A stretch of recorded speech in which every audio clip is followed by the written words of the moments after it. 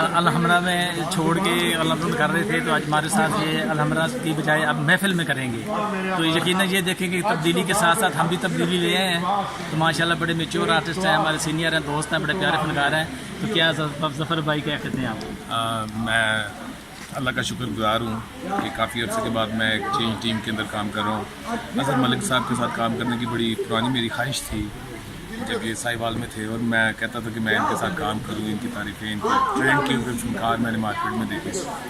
تو مجھے خوشی ہوئی کہ اظہر ملک صاحب نے مجھے یاد کیا اور میں یہاں آیا، اور اسحاق صاحب کے ساتھ میرا ایگریمنٹ ہوا کہ میں آئندہ نیکسٹ ان کی پروڈکشنز کروں گا، ریگولر میں محفل تھیٹر میں کام کروں گا۔ اور مجھے بڑا مزہ آیا جتنی رسپیکٹ ان دونوں نے دی مجھے، کہ ماشاءاللہ اللہ تعالیٰ ان کو اور عزت دے، ترقی دے، اور ان کے لوگوں میں اضافہ فرمائے۔